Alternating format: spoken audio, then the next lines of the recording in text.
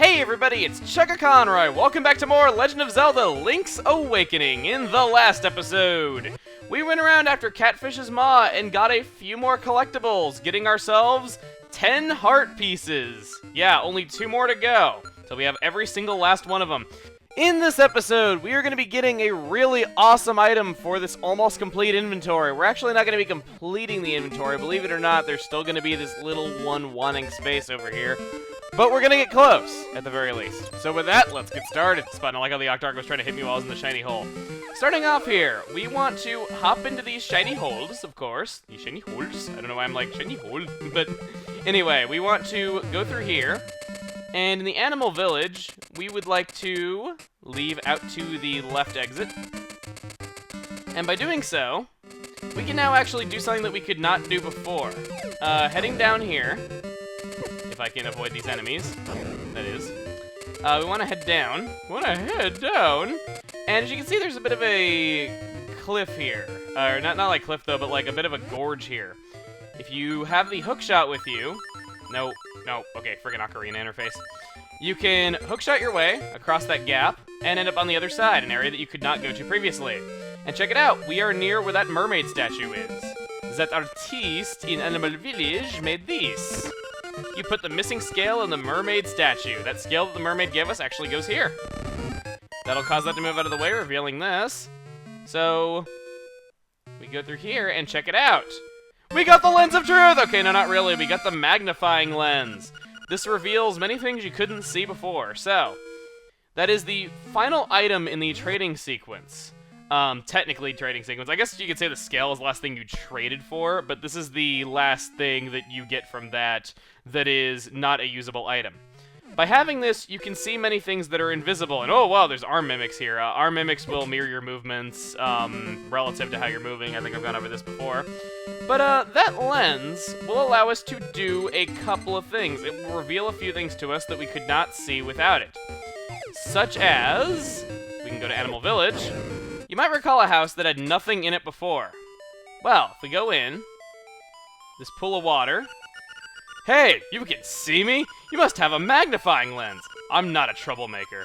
I just want to live in peace. Aww.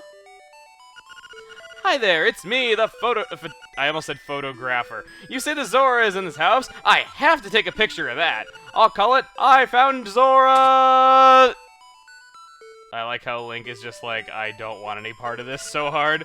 Keep me a secret, I'll tell you something useful. Go to Taranbo Shores, use the magnifying glass, and you will find someone like me. Okay. So, he gave us a bit of a hint as to what we can do with the magnifying lens. So that mysterious house nearby that had nothing in it, you going in there will tell you that. So, we went ahead to Taranbo Shores, and if you recall, there was a cave there that had nobody in it as well, but it looked like there should be somebody living there. So, that is where we must go next. Alright, so going along this cliff face, we have this bombable area right here. Oddly, still not bombed from the last time that we were here. And I would like to bomb this really quick. I'd also like to grab that heart, and I'd like to defeat this Krabby that has not yet evolved into a Kingler. It looks just like Krabby's original sprite. You go in here and check it out. I found a good item washed up on the beach. I'll trade it to you for what you have in your B button. I don't want to give up all my bombs. Instead, if you like, I will give you my shovel. Because, well, I do not want to lose an item that I outright need. This gives us the Boomerang, an optional item that you cannot get anywhere else.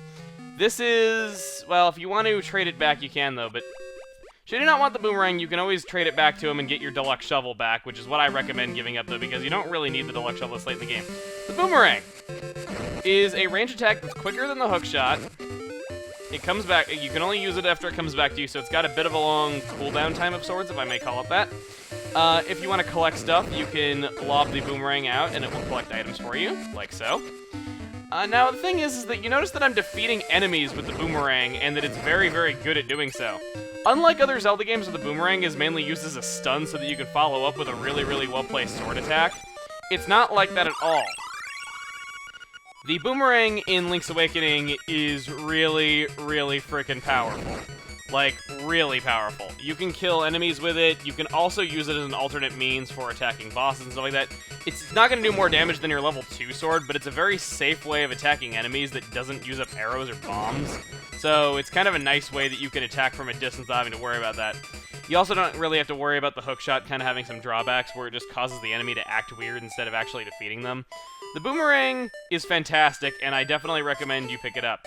It doesn't cut down grass that's this low, unfortunately, so it's not a complete replacement for the sword, even if you don't care about damage.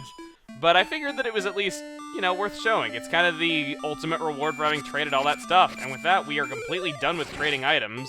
So, I think what I want to do now is, I would like to see if Grandpa Elryra has anything to tell us. We know that there is a shrine, but we don't know much else about it. He's asking us if we've been to the Face Shrine. It's north of the Animal Village. That is a very interesting ruin. Click.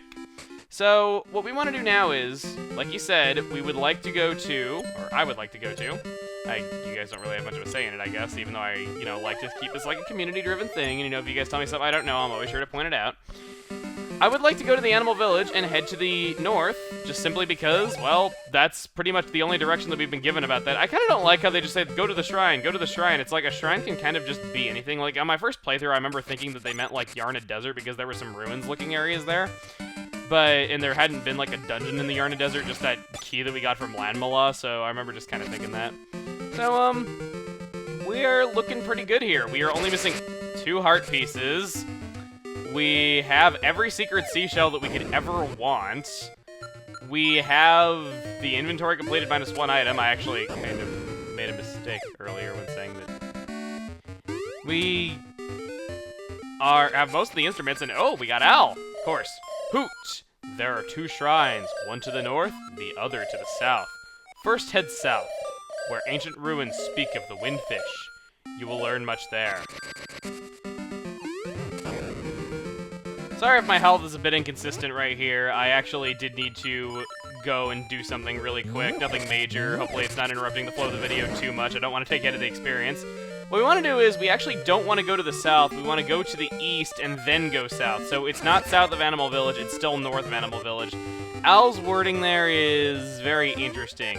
In this area, we have some statues that resemble what we saw before when the owl was telling us about where we need to go. These are actually new enemies. These are Armos. Armos can be repelled with a sword, not defeated with them. Typically, bombs are the way that you're going to want to defeat them. So they're a little bit interesting, I suppose. I find them tougher to fight in 2D games than I do in 3D games. Then again, people say that pretty much everything is tougher in 2D games than it is in 3D games. So, for those of you that beat them easily in 3D Zelda games, they're a bit different here because bombs are typically the ideal way of defeating them. I believe there's other ways you can harm them as well. I just personally use bombs quite a bit. Let me actually see if the Boomerang does anything to them. Let's see. Let's do that. Let's see. I doubt it. Oh, wow, the Boomerang does hurt them. Okay, never mind. So, if you got the Boomerang like I did, definitely good to use that. I'm gonna not pick up that Guardian Acorn out of courtesy for you guys. I'll take that. And here we go. We are at South Face Shrine. Very eerie music.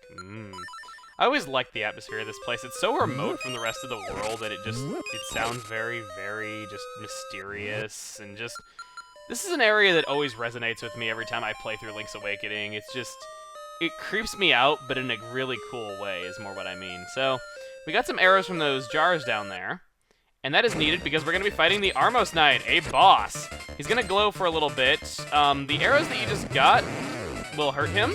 He also jumps around. You have to shoot him in just the right spot if you want to hurt him. He's going to turn red after a while, switching from defense to power, just like we do. Not really much else to say about this. As long as you're launching arrows at him, he can't really do anything. I believe that you can knock him out in twice as many hits with your Boomerang if you don't want to waste your arrows, but that's really all there is to it. And with that, we get a very unamused-looking face on a key, the face key! I just always like that it was just a really generic-looking face. I'm just like, it's just like, hi, I guess I'm gonna open the door for you? Anyway, joking aside, we have a stone tablet here that we want to check out. To the finder, the Isle of Koholint is but an illusion. Human, monster, sea, sky. A scene on the lid of the sleeper's eye. Awake the dreamer, and Koholint will vanish, much like a bubble on a needle. Cast away, you should know the truth. What? Illusion?